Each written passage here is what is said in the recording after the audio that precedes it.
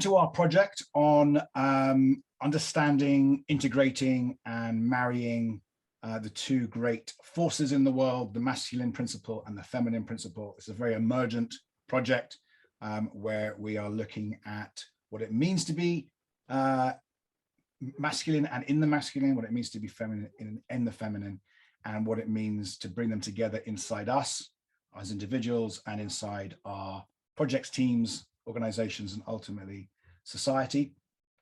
Wherever you're experiencing this, please subscribe, follow, click, download, whatever the options are. And we're going to talk for about 90 minutes with a little check-in to keep it very fresh and real. This is not a polished, prepared presentation. This is two people in dialogue who have some thoughts, reflections, expertise, knowledge, and also some personal experiences. And we are truly in a dialogue. So we're truly in an emergent process of finding truth together. We'll have a little check-in, then we'll spiral into the topic for today for about an hour, and then we'll spiral back out, try and look at some meta reflections if there are any, personal upgrades that we've experienced during the call, any insights, transformations, moments of truth. And today's topic is actually a pairing or twin with another video on the female cycle and the core aspects of the feminine. And we're going to talk today about core aspects of the feminine in those who identify as male or those who feel very masculine. And I'm going to personally be exploring some of my journey to that. I will, actually, Adriana, why don't you check in now that I've given a little bit of a background, and then I'll listen to you, and then I'll check in, and we'll go. Thank you.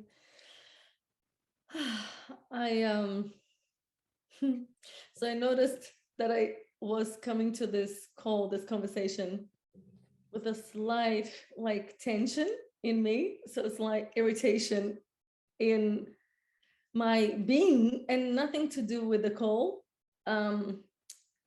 However, I did listen to a message you sent me just before the call, and the very few words I heard, I was like, I'm not gonna listen because I'm not in the best space to listen, and then we jumped in.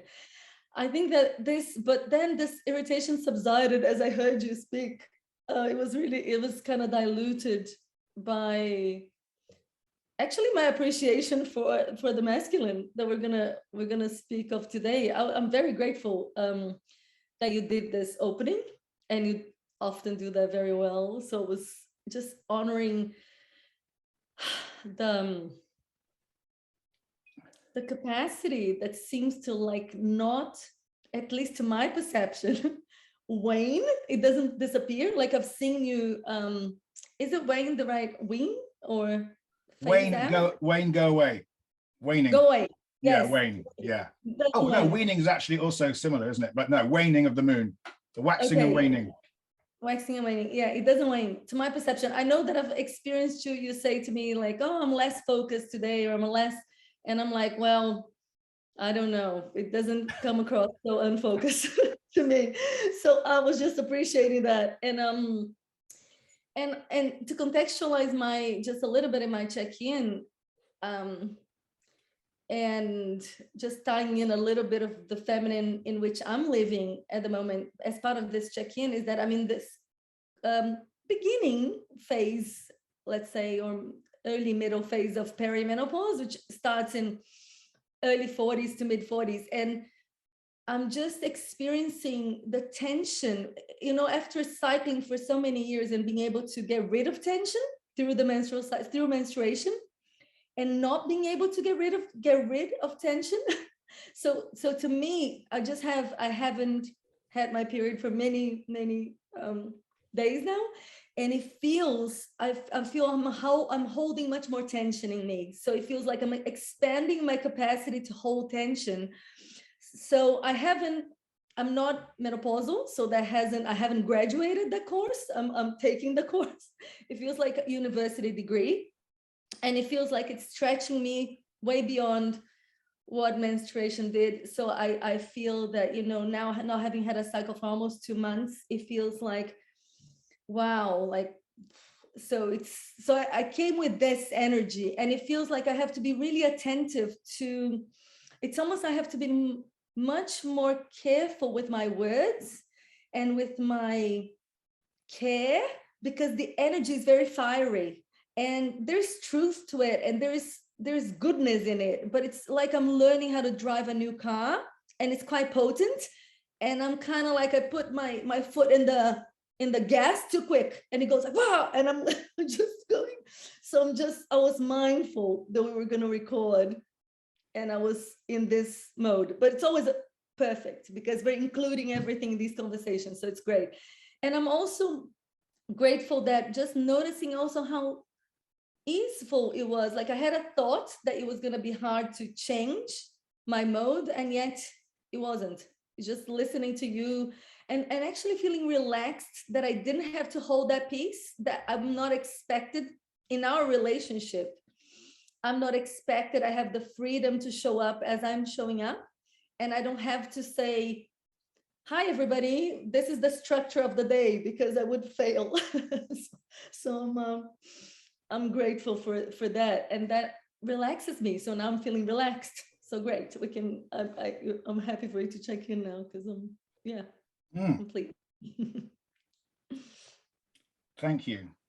So in my check-in, I'm going to reflect on what you just said, because how you described it for me is almost like what it's like to be an adolescent boy, suddenly given a Lamborghini or Ferrari, and you're like, I don't know, whatever, Tesla these days, probably more accurate. And you're like, whoa, what does this thing do? Wow, it's got like a big penis. Well, not to say big, you know, a penis that gets big and wants to do things. And it's got power, and my muscles are powerful, and I can shout, and I can make myself heard, and I can list stuff and build stuff and do stuff. And it's a lot, I think. And it's quite interesting to hear. I hadn't got from your last, well, I've learned a lot from you on multiple recordings and videos about the female cycle as this archetypal waxing, waning, to go back to that, waxing and waning of the moon cycle, of growth and release, of creativity and receiving and grieving. And I hadn't really got the part about the sort of natural tension before, and then what that means as a man, that there isn't that natural tension release every month, and what that creates, and the challenges that creates, and how long it's taken me to create my own tension release mechanisms, which has now brought me into lots of thoughts which we can maybe pick up on. So that was really interesting hearing that. What am I feeling? I'm feeling really good about this topic, because I've never actually heard, let's say, quite manly man, but we'll come on to these all the words are very hard in this space, and they can be contested and triggerful for some people, and difficult to speak. I'm just going to speak my truth, and we can look and contextualize and challenge some of the words if we don't like them as we go. But if I'm constantly worried about what I'm saying in this topic, then I can't speak. And that's, I think, partly the issue of sort of extreme wokeism at the moment, that people feel they can't just be, because every word is a challenge and a problem and a difficulty, and you just end up going and shrinking. So I'm going to share. So I've never heard a manly man, and what I mean with that is not a spiritual teacher, a yogi, a therapist who's fully in the feminine as a man, but a kind of traditional man, speak about their journey to understand and awaken the feminine within. So I'm quite excited to share that from my heart, and also some reflections. It's been a long journey, which I can get into. And actually, on that note, one thing most of our dialogues are going to be very co-creative and shared. This one will probably be more me speaking, because I'm sort of holding the flame of this topic, which is more about what I've known, and Adriana, you will be playing more of a receiving, listening, witnessing, but then coming in and sharing and exploring together. So if anyone's going, well, why is the masculine talking again all the time? There's an irony there that we're very aware of. So I guess with that, I'll check in. That's enough for me. I feel like I'm here and present. And so where do we start? I guess one thing that I've written down, just to be really clear, is people talk at the moment a little bit about feminizing the masculine. And I'm not in that conversation. I'm not trying to make the masculine anything less than it is. I'm not trying to pretend it isn't what it is. I'm not trying to, let's say, reduce it. I'm attempting in me, and therefore in the work we're doing in this project, and in my work in leadership work, I'm attempting to temper the masculine, soften the masculine, contextualize it, give it some awareness about when it's really great to be doing its thing and when maybe it's not the moment, which means bringing more feminine into me and being able to be more in a feminine way of being, and then having choicefulness around, is this a moment to speak, to share, to what's like the Yahweh in the beginning, the word, the Lord, the masculine Lord speaks and creates, right? Is it that moment, or is it a moment to listen, even though I think I've got something to say, and to let those words let go and just listen and be and witness and be present, and just be there with someone, or which is the great complaint of a lot of conventional relationships is, I share with my boyfriend or husband my pain and my fear and my worries, and he's always trying to solve it and give me a solution. I don't want him to solve it. I want him to listen. So I heard that for years, right? And I was like, okay, but don't you want to solve it? Don't you just want to get rid of this issue and just get, here's the coaching, here's the idea, here's the tool, here's the book, here's the course, whatever, go solve it. And I guess that was always a kind of cliche, but also very true. And so what I have learned over many years, more and more, is how to be more feminine. And by the way, I'm not cooked. This is not a done process. This is like, I would say I'm like 51% on the journey. So I've got enough weight and embodiment to be able to talk about it. Like I can hold this feminine energy in me and I can do things with it. As a parent, particularly of two boys, including one that when he's with me, I single parent him. So I am mother and father to him in those times, which is, and it's been that way for many years. So, and that's a lot of time as a husband, and then as a coach and leadership development person, not always being the one who's speaking and has the answers. So it's a journey. And I just want to give you a bit of background so we're clear. This is maybe not always the journey for everyone. So I don't want to say this is the archetypal journey of the man into the feminine, but there are some archetypal elements, and I've read enough and heard enough and run enough men's groups to know that this is a common journey. But my journey started in a very feminist context, which is interesting because not all men grow up in that context. Although my father and my father's father and my mother's father were very manly, traditional breadwinners, go out to get the stuff, do the stuff. In fact, my grandfather was a mechanic, my father academics, so super manly, masculine-y vibes. We were brought up to be feminist, and I have three sisters who are very powerful women in the world. And my mother is an amazing therapist, social worker type. So I grew up really in a world of like 1970s, 80s equality, which actually has come with many ironic moments when I've expected women to show up as equals with me. And then that's caused all sorts of interesting conversations. But I'll park that for now because it's, I think, maybe more interesting in the relationships conversations. Which we will have, by the way, the dance of the masculine and feminine relationship. So I always felt a softness and a femininity in me, but I didn't know anything how to do anything with it. Like it was just felt odd and weird and different and not what the other boys had. And I think I took that to mean I'm not safe in this mode. I'm not safe being generous and soft and not playing sport and not ball games. I didn't have a team, football team. And even now when men go, because it's like the lingua franca of men around the world, I'll meet a Portuguese, African guy, Brazilian. They go, what's your team? Because I'm English, right? So I'm English man. They're like, assume I've got a football team. I don't, really uninterested in any of that. And I've already lost my brotherhood in that moment. They're like, oh, some kind of metrosexual hippie guy, you know, who is this guy? So as a young man, I didn't know what to do with this stuff. And I think I then sort of learned to protect myself by being manly. And then that's rewarded because you're smart and you tick the boxes and you get exams and you succeed in the world of productivity and doing stuff and getting stuff done. Which is probably why, Adriana, you said that even on my soft, fluffy brain fog days, I can still override it and get shit done. And I can still do an intro and I can still do whatever I need to do.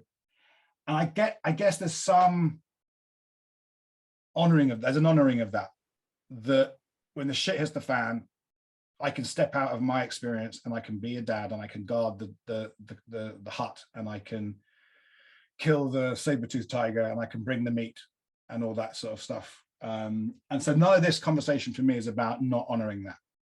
And if I wrote down, and in fact, when we very first started talking about a year ago, maybe more, I don't know, you rattled off a list of awesome things about the masculine, which I wrote some of them down. I can't read it without my glasses. So I just want to honor my capacity as a man and the masculine in everyone to be able to protect, provide, produce, pierce through chaos and confusion, project vision of the world,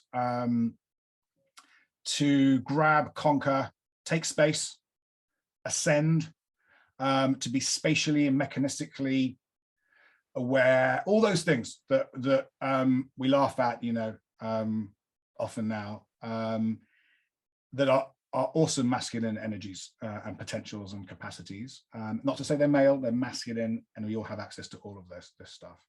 And the masculine can guard against codependency, what people sometimes call a force flatness, trying to reduce everything to, you know, equality and consensus, enmeshment, all that sort of stuff, being in oneself that can't get stuff done, whatever. So I'm going to park all that because that's awesome. That's not the topic of today. Because what I learned in myself,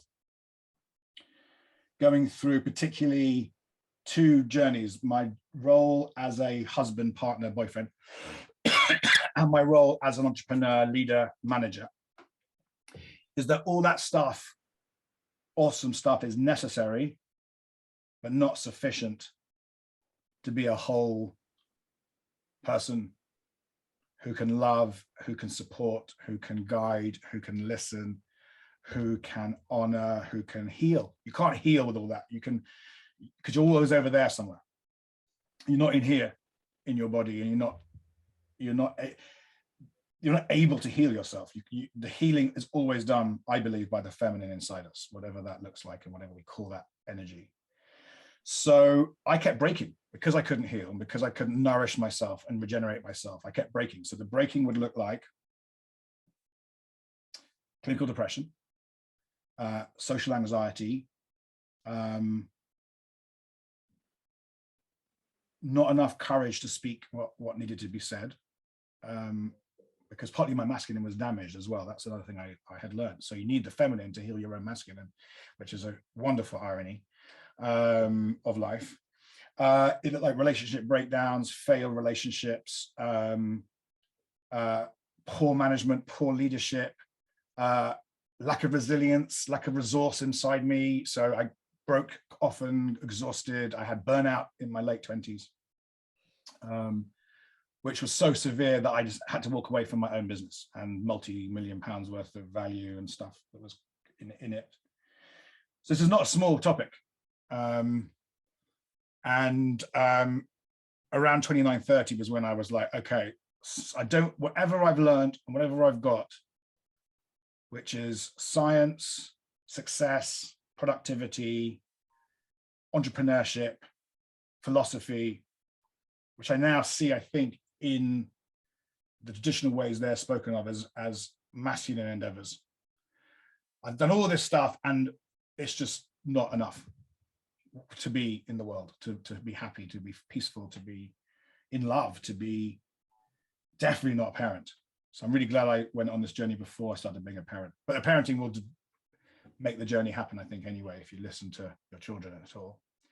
And that's when I started to get very serious. And I did a sort of inward turn and went deep into different therapies, different spiritual traditions.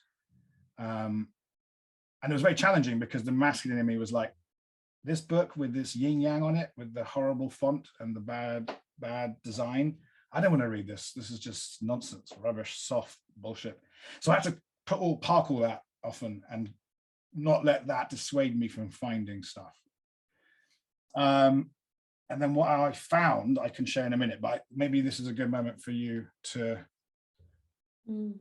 reflect from your experience of men and this sort of, I guess, this sort of straight line to the sky, to the sun, to the sky, and then it just doesn't work after a while. It just stops being enough.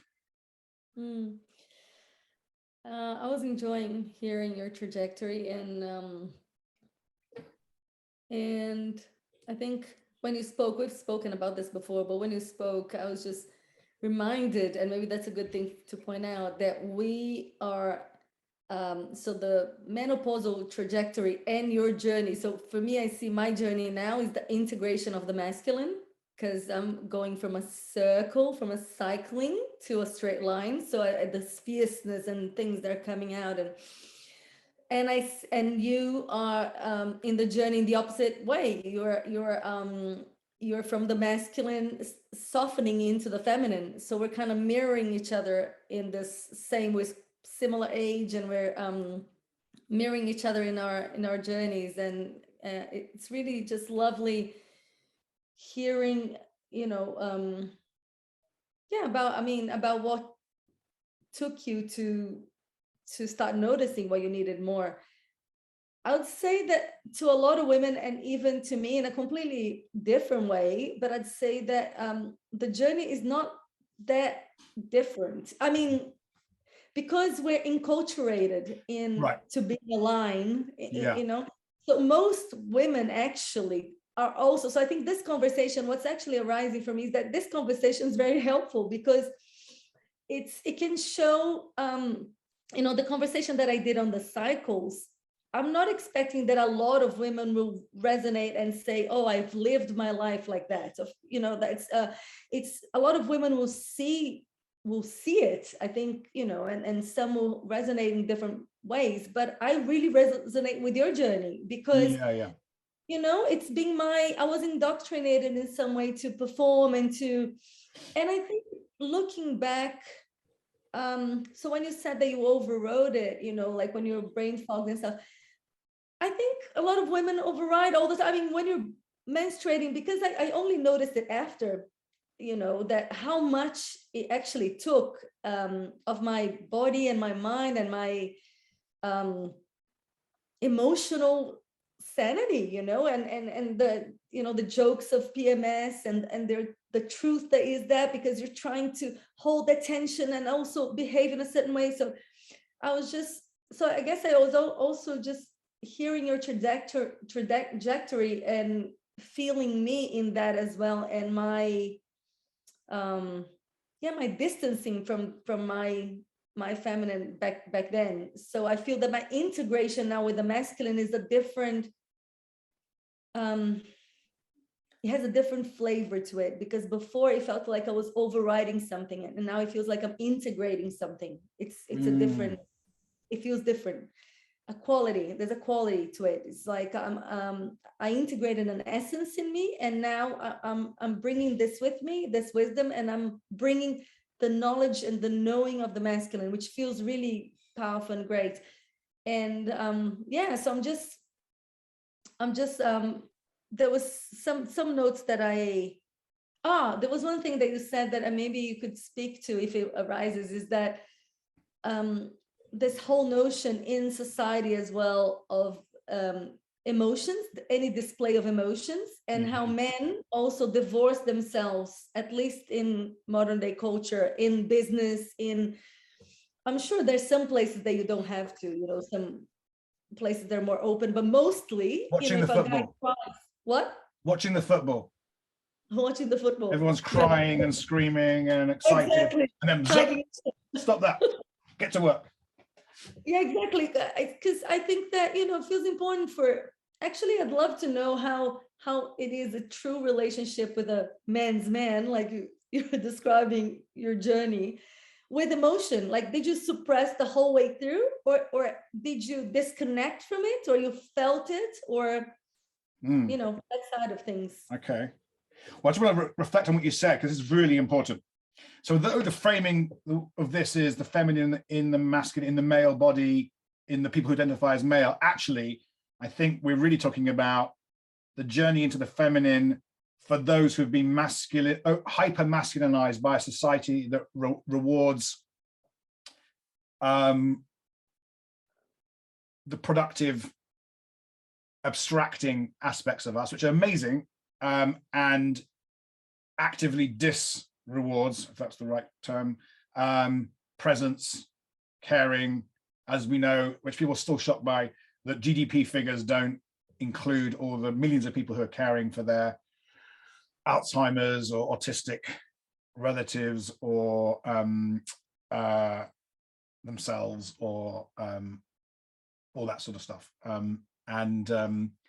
So yeah, I guess this is for all of us who are, I guess the patriarchy could be seen as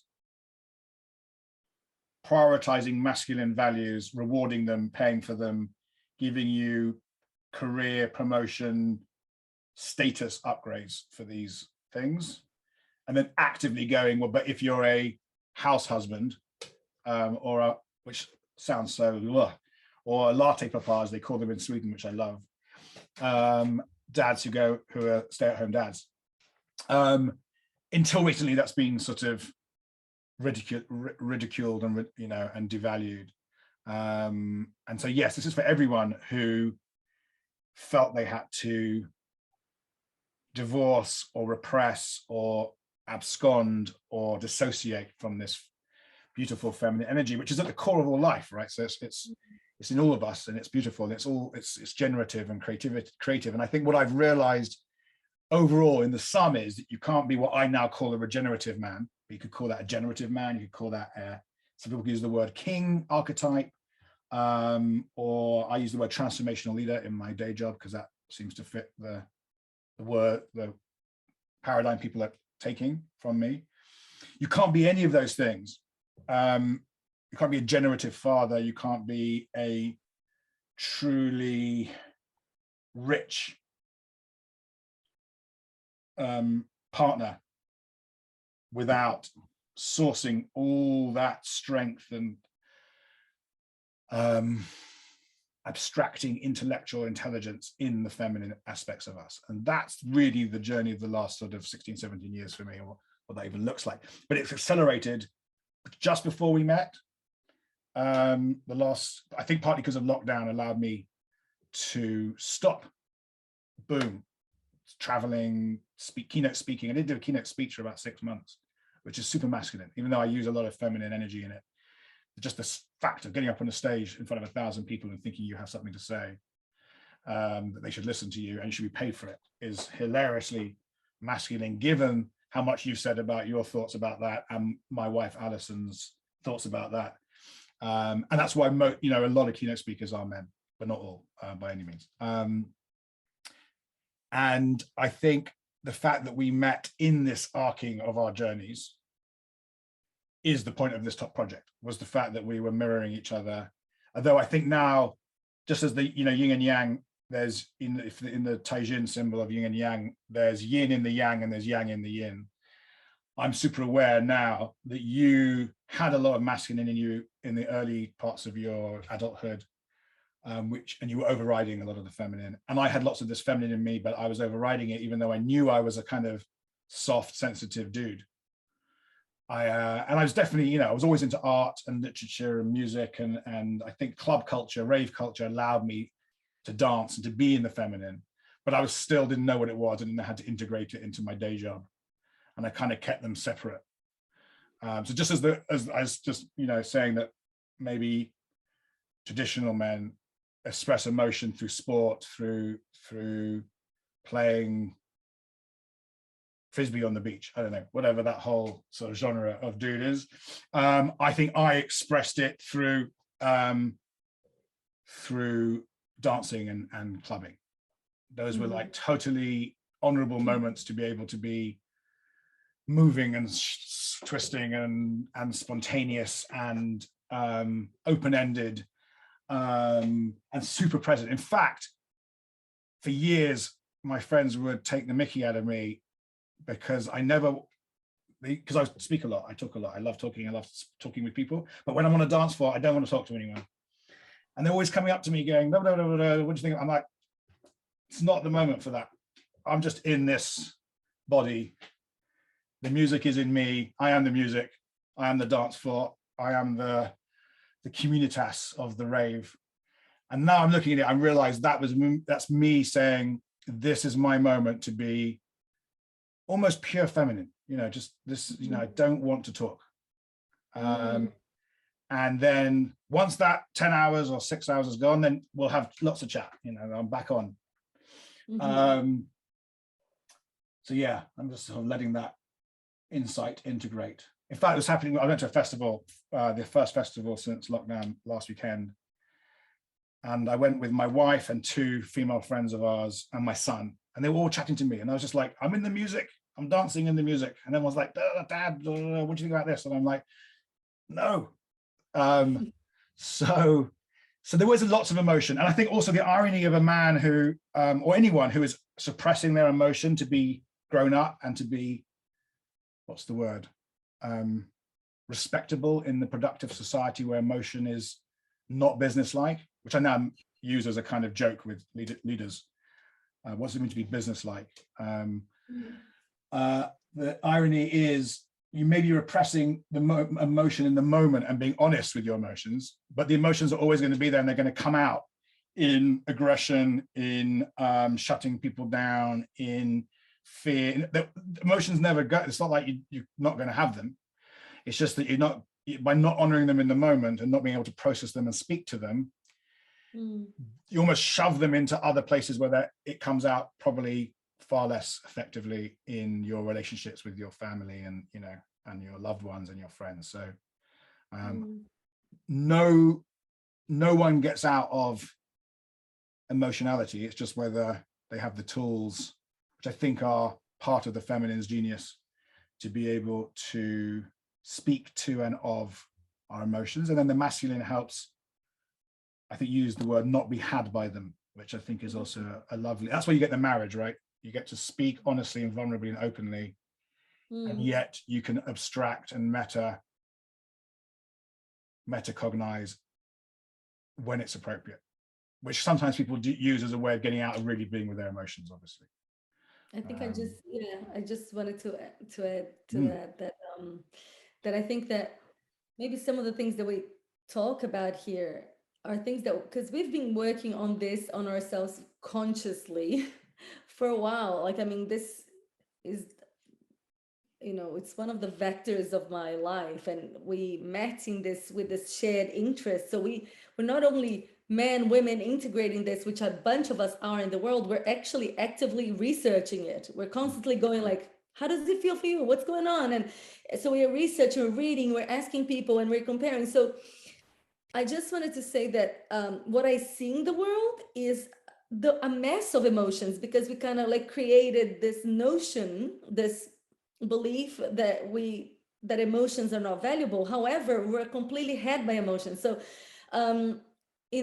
we're still not in the phase in the outside world. And of course, I have experiences of that in me still today, even though I do the work of being had by them. So I imagine, so I'm just saying that to, I guess bring a sense of compassion with all of us as we learn, because this dance of the masculine and feminine that we're bringing here, I feel it's my sense that that's quite novel, like to do it. It's so much awareness to actually really want to dance this dance together in myself, in you, and that includes the menstrual cycle, and that includes talking about it with you, and includes crying in front of people, and includes me trying to metacognize my crying. This is all really new and alive for us both. But to say that in the world out there, what I see is a lot of suppression. I see a lot of my female friends, if they're not in the context of women's circle, every time they cry, they apologize. There's an embarrassment, there is an embarrassment, because there's so much emotion that floods a woman's body, and some might not express with tears, but there's a lot, you're cycling. So there's a lot of emotion that floods that body. And I experience constantly, and when I run retreats, I experience a lot of the women apologizing frequently, and they have this wish to not be emotional. So they say, oh, I hate that I'm like that. Why can you speak like that so well? So it's not that I experience them cognizing or metacognizing their emotion. I experience them completely contracting to the emotion, still having the emotion because the emotion has them. And in a way, it's a little bit beautiful because it kind of cracks the field. Even though they apologize, we can sense what's going on. So it cracks the field in its clumsiness, and it's beautiful. But I do think that, and I imagine it will take years. I don't know how long it will take, but just the normalizing of this, the normalizing in workspaces, like we're whole humans with bodies, and women cycle, and we have emotions, and that include my productivity, and my masculine needs my like I need to use all my tools. I can't just contract every time I have an emotion arising. And I used to remember, just thinking about that, I remember when I was working as a journalist, every time I'd have a hard conversation with a boss, I remember like praying to not cry in front of that person, like, oh my God, I'm gonna cry, and trying to control myself. So that's like a daily effort. And I'm like, where was that energy going? Why? So even today, I noticed that because I'm very comfortable expressing my emotions, but a lot of the people and a lot of the contexts in which I express them are still not comfortable. I still notice the tension that arises, because I still feel that I have to explain for the betterment of the field, because otherwise there's misinterpretation on the emotion. So I think we're all really learning how to be with it. And mostly I'd say that being with a person that's emotion. So there's a lot of stuff that I'm feeling in my body, and the emotion comes, right? And then there's an outlet. And for people to be with that with another is intimate. And I think that ultimately, and then maybe we can explore in the relationship time, but I was just thinking that intimacy, it's really tricky for us to do that, so we just give a person a tissue and just say, oh, it's okay, don't worry about it. And now that I'm really in deep connection with them, with my emotions, that feels almost like abuse. Like I feel like, oh my God, like you couldn't be with me for like 5 seconds of your time. Just be with the person crying, and that's okay. It's gonna go right really quickly, and I can talk to you really quickly. But like just that being with the person without trying to make it go away, I feel that's just profound. Every time I am with somebody that can hold that in me or another, I really notice. And it's, I think I went on a tangent there, but. Good tangent though.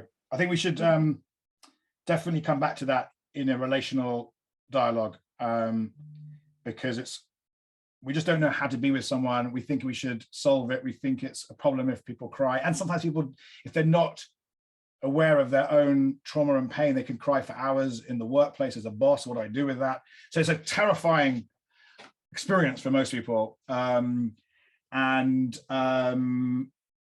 love to get into it and carry on, I think, with this conversation, because one thing I can definitely want to be clear for people is two things I want to just almost safety warnings. One is, this is a generational conversation. We are Gen Xers, and we know that millennial, Gen Z, and the alphas coming under have a different experience of society. It's probably not that as different maybe as we think in terms of male, female, masculine, feminine roles, but it's definitely shifting. And so we are speaking from our generation, our journey. I see my children having different, yet also some similar experiences to me around gender and allowing femininity in. And in fact, I might share something in a minute about that, about my youngest son and his feminine aspects and mine. So, and then the second thing, as we're now learning from a scientific point of view, is there is no thought without emotion. There is no intellectual capacity, no to make decisions. There's always emotion. It's not like there's never an emotion and then we have this pure reasonable thought like the Greeks, and then we back into some emotional. It's just there's always emotion. It's just sometimes we have channeled it, repressed it, boxed it, able to work with it, and then we look like we're really professional and sophisticated and clever. Sometimes we're in it, but there's always emotion. So there's no abstract thought that's absent of emotion, because emotion is a feature, not a bug, of human neurobiology. And I think a lot of people don't know that and don't know what to do with that thought.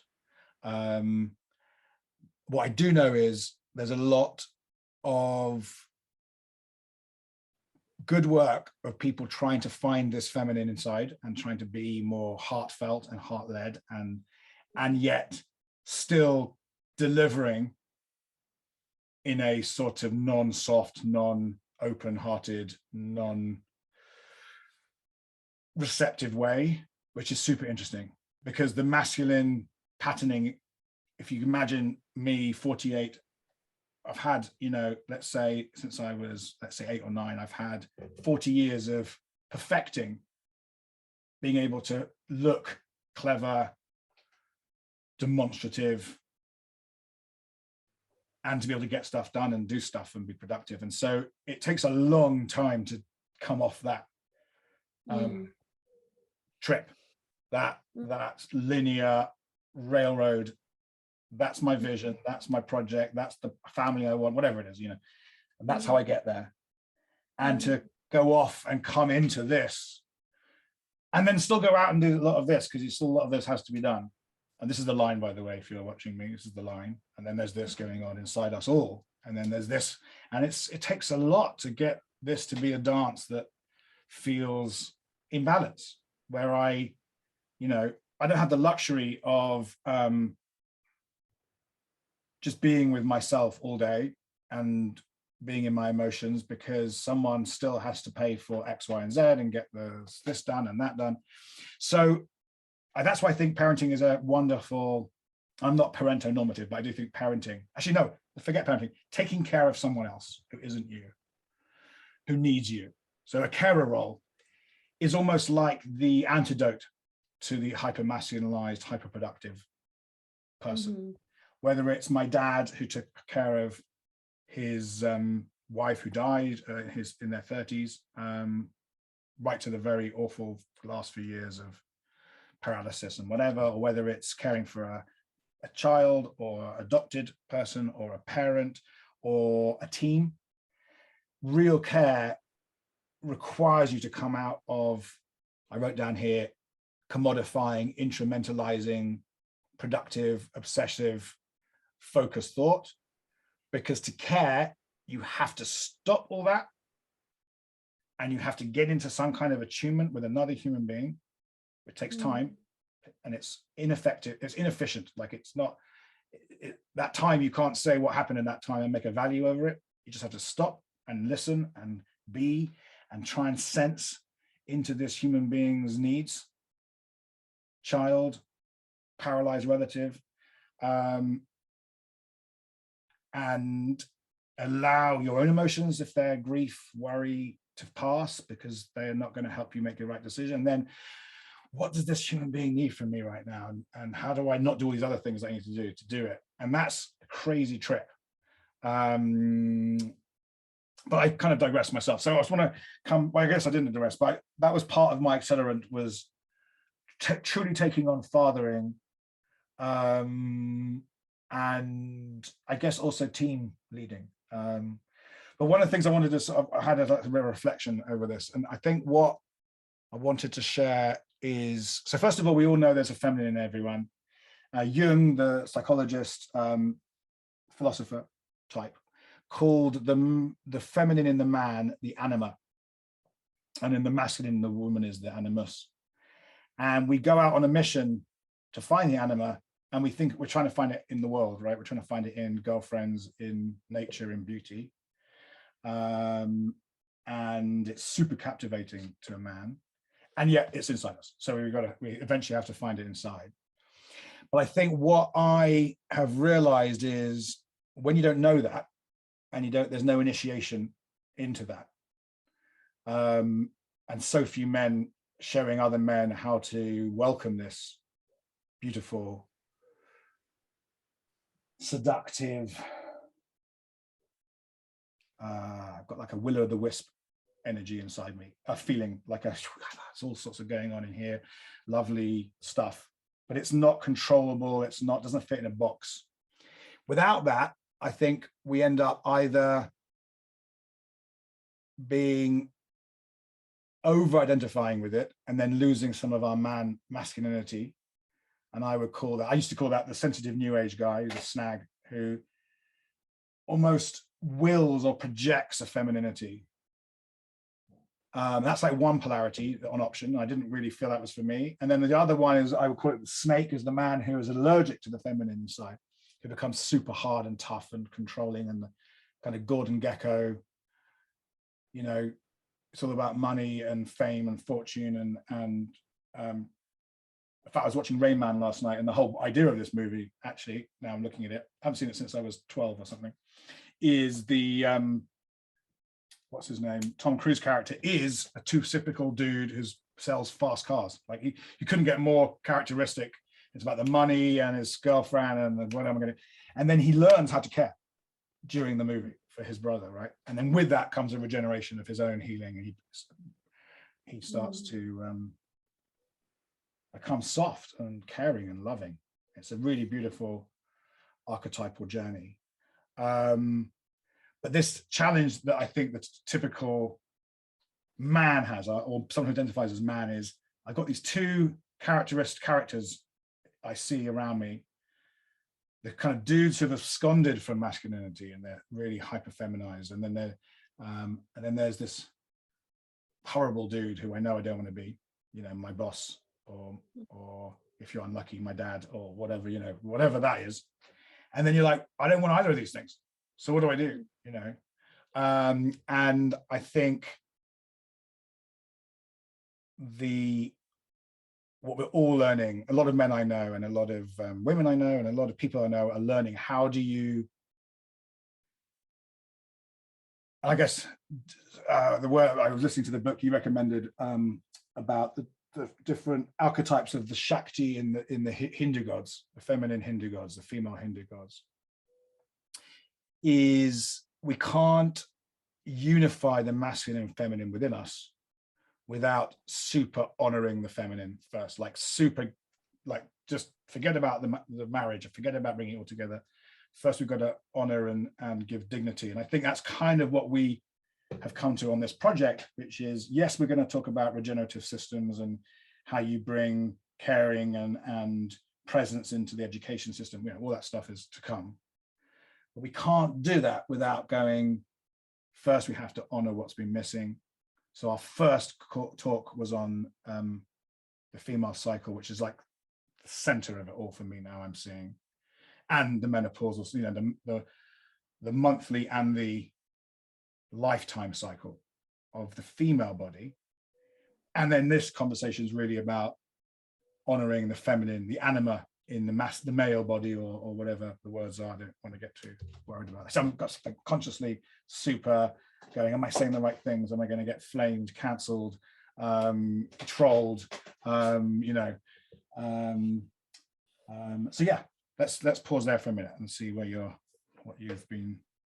So one thing that came up for me, and I'd love you to speak on that, and then I can explore that with you, is that you shared with me how integrating this feminine in you has helped you in your relationship with your wife and with other women, like basically understanding when sometimes you describe to me what you pick up that the feminine is offering the world in the form of your wife, in the form of other women. Because one of the things that I actually really appreciate about our relationship and our friendship and this partnership and this project and is that you notice things that actually are often unseen. And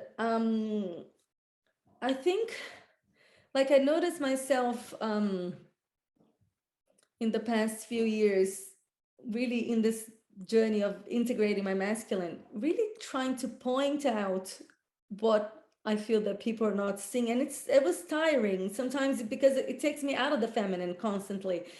And because I was just coming from this place of like, oh, it's exhausting having, like, you're pointing caring, right? You're talking about caring and how caring is central to relationships, to life. I mean, caring is central to life on this planet. And yet all the caring professions and everything that I do, that's caring, you said it's not counted as GDP, and it's not even how many of my friends, and it doesn't matter if it's male, female, but how many of my caring friends actually don't get paid at all? How many hours of my day I spend caring, and my incredible intelligent friends spend caring, and that's nothing. So then they still have this insecurity. Totally. They're insecure, right? Totally. It's crazy. You like their self-esteem, and I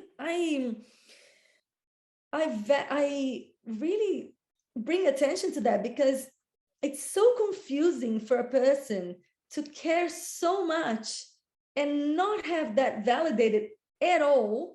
And then when you think you're crazy or you're just you just have a tremendous gap in your self-esteem. And I think that that coupled with the disconnection with the menstrual cycle and the whole thing makes a lot of women that embody the feminine, and obviously not just women, embarrassed about it or we explain our feminine away. We keep like, oh, I'm not as good as you, I'm not as intelligent as you, but I care for this person. It's always like an apology. So I really appreciate that when you share with me that your journey, sometimes I find it really beautiful when you share with me your appreciation for Allison, your wife, in all the ways that you narrated. I mean, of course, she does practical things and other things, but actually what you point to are not those practical things. What you point to that lights up your day is, the holding that she does. And I'm like, well, who is noticing the holding? I mean, we're talking about super invisible things, and yet the feminine spends, its life holding. It's almost like impossible for the feminine in me to not care. It's just I care about everybody in my community. There's people with COVID here. I want to cook for my family. I want to cook for them, and I want to, this, and that's. I just believe that this is one of the big important bits that we need to recalibrate as society, because it's a mistaken value distortion there that we've got. And I think that you could help maybe illustrate that a little bit, how that has happened for you in not valuing that, because you told me that that has been something that it has grown up in you, and how it changed for you. And I think that would be interesting for people to hear too. And yeah, I mean, just what you're saying, I realized that maybe at the heart of modernity's issue is an alienation from caring. We are alienated from care, tenderness, love, compassion, in the way that a Marxist might talk about alienation, like we are divorced from our own part of us that is the bit that cares for ourselves. So in the transformational work that Alice and I do, actually, one of the first practices we do is we invite people to talk to what we call the connector inside them, which is the feminine. It's a way of making it more specific and less sort of new agey. And often the first practice we do with music and maybe dancing is just saying thank you to the connector, the part of you that is wise, that brings you into therapy or coaching or listening to this kind of thing, or and that gives you the power to heal. Just the act of saying thank you to it. People are bawling, they're crying, they're like having all these shock releasing, just that thank you. By the way, we also do a thank you to the protector, the masculine in us, which also sometimes is a massive thing because people get angry with that part of them for being so controlling and egoic. And just saying thank you to that. Thank you for saving my life every day. Thank you for stopping me getting burnt and run over and crushed by trauma and whatever. And I know now all your habits are not helping me anymore, and the addictions and the aggression is not helping me, but thank you just for doing that for 28 years or whatever. So just this way of returning, let's say returning home to the feminine, the source, is itself radical. It's a radical step. And I guess that's what I see scaling up to the systems level, is that our society, our culture, human species requires a returning home to this energy. Otherwise, we won't care for ourselves. The planet will implode in mental health issues, in conflict, in civic unrest, and in climate change. So I guess that's really important, this returning home, this honoring. So that's the macro. As you requested, let me turn to the micro. So I'm married to an extraordinarily feminine woman who, by the way, like you, Adriana, was in the masculine for her early period. She was a gymnast, elite gymnast in the US Olympic team, and like beyond self-controlling, because you have to be at that level, right? It's like, bah, bah, bah, bah, bah, bah. I don't know what happened, because I don't see any of that in her. But when I met her, I was like, wow, she is like the flame of Shakti. She is the movement of the dance. She's all that stuff. And so I was like, wow. And then, you know, after a few years of all that joyous feminine awesomeness, I was then like, yeah, but can't you take the rubbish out, and can't you do some of this stuff, and can't you get more stuff done in the day, and all this, you know, typical patriarchal aspects of that. And there is some journey for her in doing more stuff and getting more stuff done, and because we work together and there's stuff to do in the business. If we want to have a business, there's stuff to do. And that's her part of I don't want to talk about her part of the journey. My part of the journey has been to really get that those years where I was working on my own, putting the food on the table, making the money, and being dishonored often by her because I wasn't present with my children and with her. But let's talk about that in the relationship one, because that's a whole wonderful area to explore, to heal. There's a lot of issues in there that I think a lot of people are still struggling with. But me just like, what are you doing all day? Why is the house still messy when I came home? Why didn't you cook us a meal like the wife is supposed to do when the husband's at you? And I'm not even like that. But there were moments where I mean, like, what have you done all day? And what I realize is you sat present to a toddler all day, being with whatever they wanted to do and their needs were, and tending to them. And yes, the house was still messy at the end of that.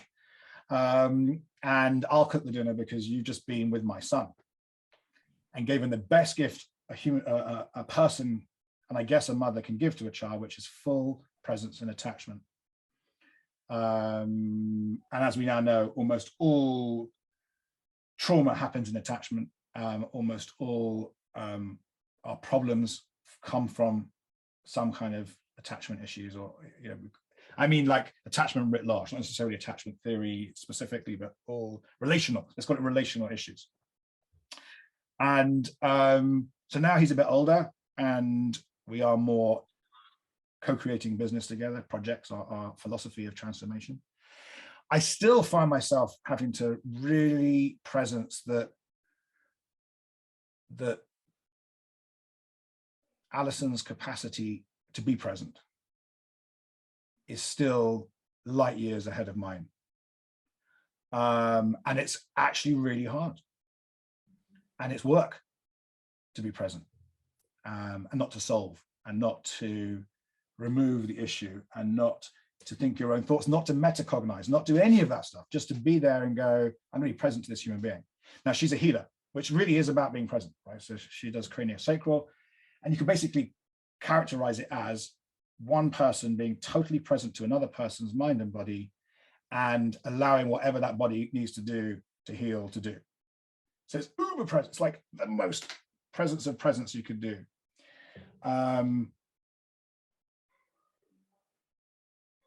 And so for me to be able just to honor the purity of presence, which allows for healing, which allows for care, which allows for love, which allows for tenderness, which allows for creativity.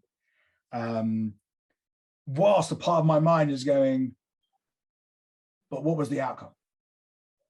What was produced in this period of time? And not to get angry with that, not to be like, oh, there you are, patriarchal inner, let's destroy you, let's feminize you, but just to honor that that's what it wants to care about. It does care about that stuff, and that's great, because someone needs to be caring about that stuff. It is a form of care, so it is a form of love and giving and safety. And then I just mentioned it to see it in my children, particularly my younger son. He and I don't think I'm dishonoring him by sharing this. He started to speak of a part of him that he named as a girl part of him. And he loves jewelry, he wears jewelry, he loves makeup, he loves doing stuff with Ali on that level, and with me actually. And his naming of this part of him inspired me to name that part of me that was always interested in girl stuff, but I wasn't allowed to have girl stuff. So Ali bought him a girl's doll when we were little. And, you know, both of us had to sort of upgrade our thinking around that, you know, and we like, let it go. Even recently, he was wearing one of Alison's dresses because he wanted to be his inner girl that moment, which we hypothesized was him recalibrating from a day or week or whatever where he felt maybe over masculinized. So he had this inherent wisdom to get on one of those Chinese dresses, you know, those beautiful silk dresses with the thing up. And Ali just sent me a text going, just so you know, Noah's in his that phase, so you don't do any fathering of like, which I wouldn't do, but you know what I mean. It's good to know. It's good to have a heads up.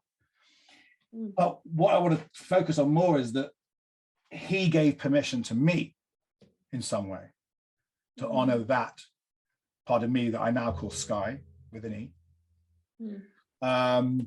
which has allowed me a kind of freedom in a sub-personality to really enjoy what you might call metrosexuality. And it's like, I'm going to show you one typical moment in the life of a man who is attempting to find the feminine and harmonize it. I was 22 or something, and I was in advertising, which in itself is quite a metrosexual feminized business, because you've got creativity and you've got delight and design and beauty and all that stuff going on relative to a lot of industries. Anyway, we were in a pub in the north of England because we were working for a beer brand, like a really old-fashioned Yorkshire beer brand. So really dudish. And I was 22, and the guy at the pub with the client said, what do you want to drink? And everyone was getting a beer. Not a lager, an old-fashioned beer. And I said, I'll have a Campari and orange, please. At which point everyone cracks up and laughs and takes the piss for like hours, you know, as English, and you know, for years, in fact, as English people do. And there's a little bit of Sky got a little bit crushed in that moment, because why can't I have a cocktail, you know, with a little umbrella if I want an umbrella? And if I want to eat pineapple and have pina coladas and all the, you know, if I want to use face cream and if I want to experience glitter, you know, and the world has changed a lot since then, obviously, in some pockets, But yeah, that has been my journey to really name the female, not just the feminine, a female in me. Which is distinct for me to having more feminine values and qualities in me. There's a difference. But without it, I don't think I would be, I honestly believe that if a man or someone who identifies as male hasn't found this feminine source by the time they're in the midlife transition, I think that's in many ways what we see in midlife crisis is how do I find purpose and love and caring and generativeness? Because otherwise we break. And actually, I'm just speaking to Eric Erickson, the developmental psychologist who I really appreciate. He talks about 8 stages of humans, and there's a crisis at each stage and a choice between these different paths. And the choice he talks about in midlife, I think is a masculine choice. So I think he must have done this work thinking more about the male journey, or the masculine journey at least. Is midlife, you either become brittle and kind of obsessed with what you didn't get, the productive, what did I not get? Did I not get the fame and fortune I deserved? What did everyone else get more than me? Is my house big enough? Whatever. And you go into kind of bitterness.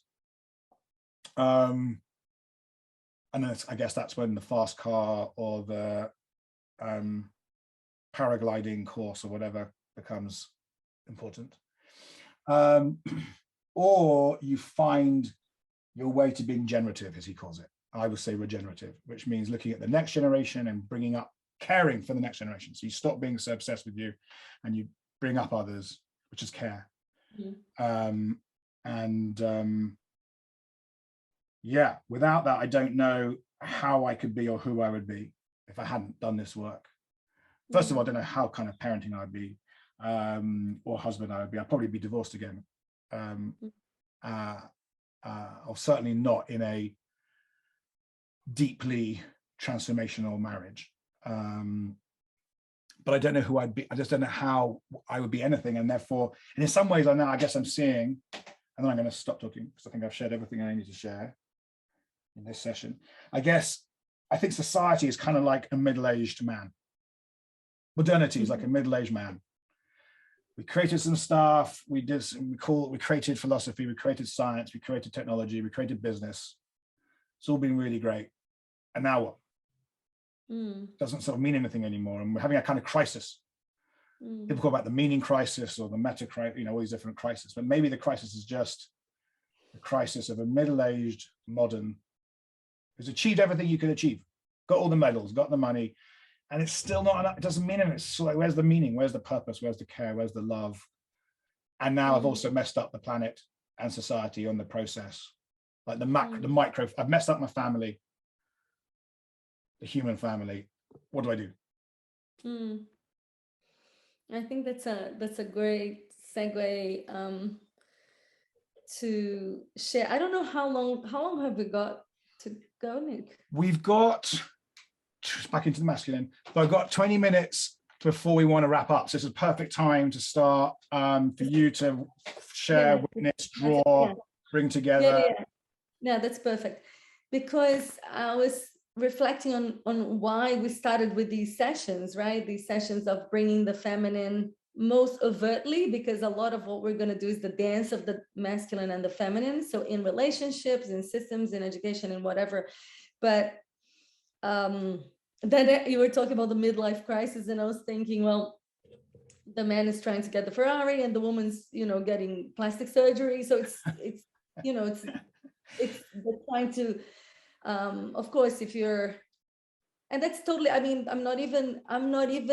think it's not even fair to ridicule the person that actually pursues that, because the person is just going in sync with the culture, right? It's the culture in me that, continues that journey. And just recently I was at a talk, I gave a talk, and in that talk, I mentioned that to me, even the decision of not dyeing my hair, which is not an act of activism, I'm not promising that, but just actually, just deciding to embrace my white hair, it's like it feels so countercultural, especially to me coming from Brazil.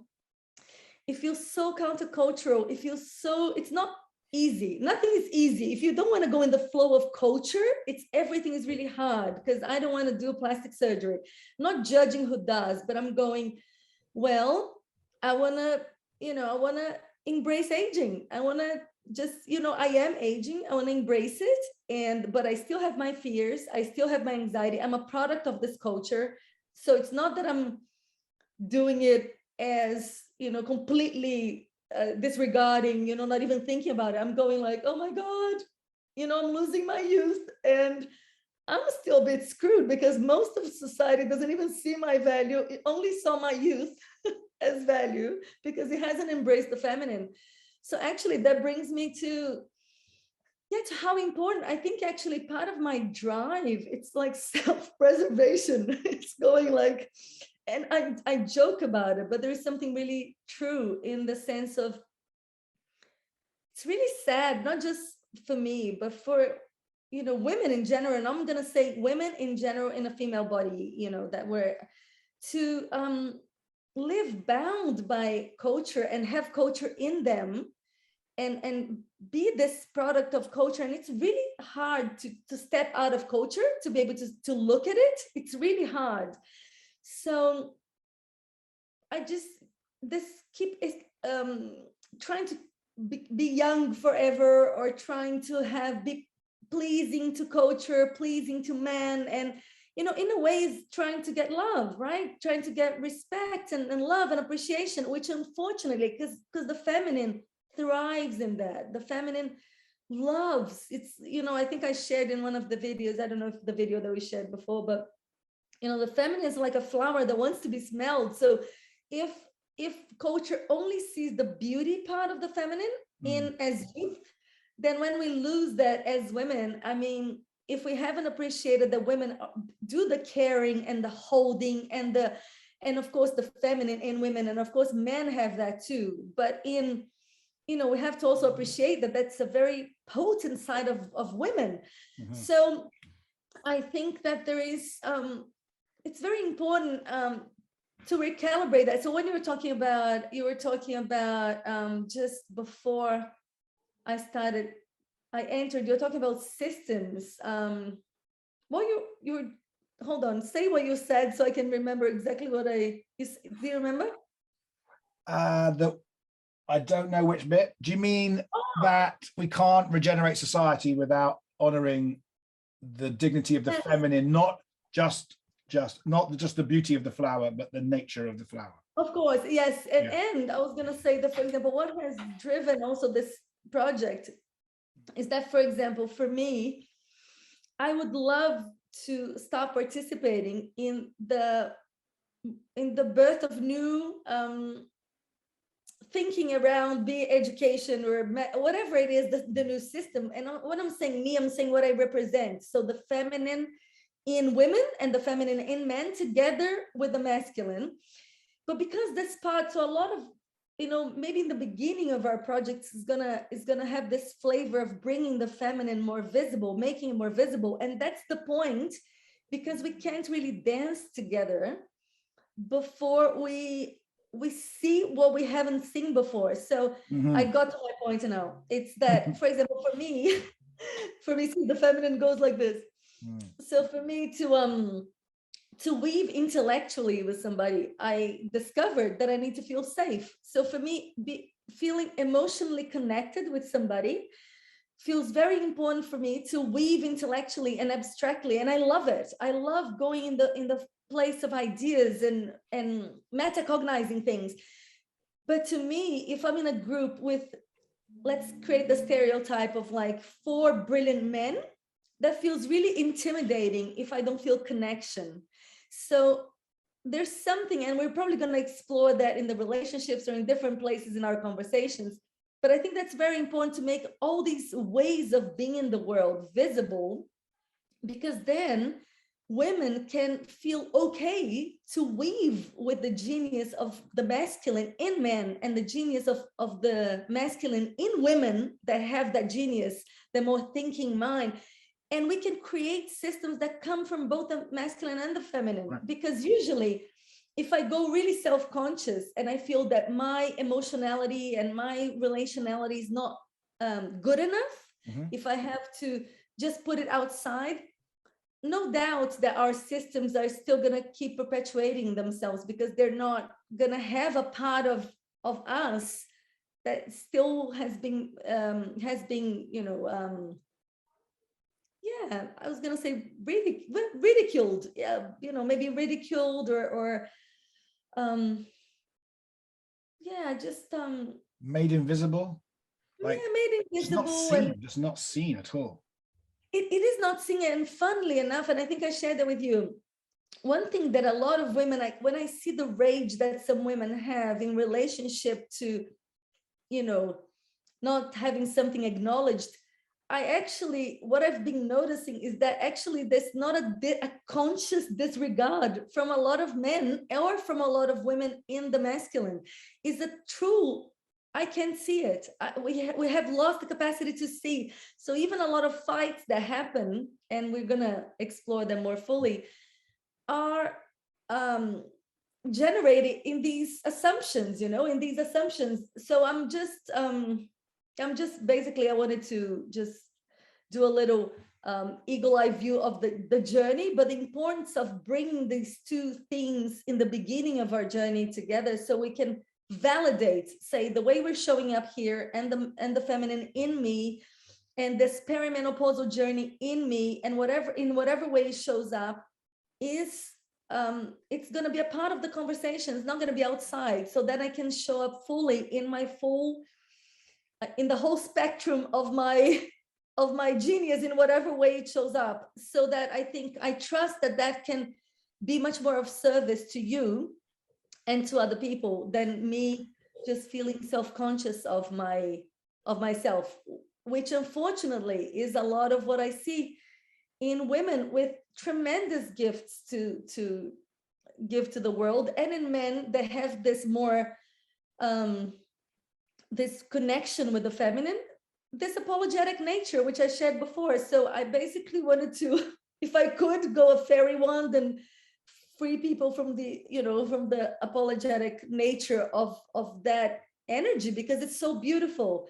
But unfortunately, we don't have fairy wands, and we just have to, one of the ways that I feel we're going to be working to undo this kind of trauma in culture is by speaking to it, is by voicing it, is by also, I'm available to be messy here. I want to show myself in the undoing of culture in myself, because I don't want also people to project. I have, it's easy for me to speak, and it's easy for me to metacognize. And at times some of my friends think, oh, but that's easy for you. So it's, you have done that. You have passed beyond the feminine or the mass. And I'm like, no, I'm not beyond it. I'm still struggling with my graying hair, and I still have culture in me, and patriarchy is right here, So I think this is very important, because I think that both of us are very much in culture and a result of this culture. So even though the younger generations, you're saying that they don't carry the same constructs that we have been informed by, we have parented, or we have been siblings to that generation. It's still right here. We're still, and I think that our generation, at least we can look at it and see the mess of it, and maybe we can help make it right just by being really true and honest to the mess that we see, and to the beauty and the potential. And yeah Nice. Mm. Well, I felt like you were checking out there. You kind of completed a circle. I just want to honor you as my checking out, because when we first started this project, there were two things I thought were right. One was that the project was about the systems, not the female cycle, not the menopause. And now I realize that was an error, because exactly what you just said, that is the central invisibility, or it's a central invisibility. And it's a biological necessity for all life. It's a biological fact, and it's happening all the time, everywhere, in the 50% of the world. And the other 50% of the world are dealing with whatever's going on and not being present to it and whatever. So it basically is everywhere, and it's the central invisibility, or one of. So I want to honor you for insisting on that. And I see now that without that video, that's the start of our spiral out into the systems regenerative world, and bringing it constantly into the conversation. Without that, this project doesn't work. And then secondly, we were going to do this video as a twin to the first video on the female cycle and the feminine. We were going to do it about the masculine, just honoring the masculine, whatever. And then we did it, and it didn't feel good to me for a number of reasons, but it just didn't feel good. And then we recast it as, let's not do that. Let's talk about the feminine in me and the feminine and the masculine. And I feel light years different from the way I did at the end of that video, which we probably won't ever release, just so everyone knows, because it just wasn't really, I don't think it was very potent or interesting in some ways. And I was talking, we're talking about testosterone and some of the myths and the I was like, whatever, not interested in that right now. And so I just wanted to honor you and us for staying true to the seed of this project. And yes, we will talk about relationships and productivity and systems and business and academia and all these different ways that this is not showing up. But I just wanted to say I feel super full circle right now, as opposed to how I did when I was trying to share about the masculine. And it feels so much more generative. And with that, I check out. Thank you for saying that, Nick. I appreciate. I was just noticing also that how the feminine in me feeling seen, because that's something that you give me by seeing that, by noticing. I noticed there's such relaxation in me to not have to defend the feminine in me as activating the masculine. So it feels like truly novel. I feel we're stepping into something that feels really new. It's like we've never been in a collaboration in which so much of me could have been shown in this way, and not only shown, appreciated. And then, so so if in that way, the feminine that loves being appreciated, and it creates from that, the creativity arises from this noticing, right? So in that, the dance feels much more effortless. And I think that's really available in this dance between the masculine and the feminine, and men and women. And I feel that unfortunately in the world, we see much more polarization than harmonious and beautiful and creative and fun dancing. And, even in our relationship, we've had some disagreements, but I often, when I see you, I laugh. Like, it brings me joy. Like your face when I see you in the screen when we just open the computer, it brings me joy. And that's beautiful, right? I know you're gonna compliment me. I know I don't feel less than when you're explaining something. So, and that's the only reason that you can be genius, or you know much more about facts and data points than me. And I don't feel less than.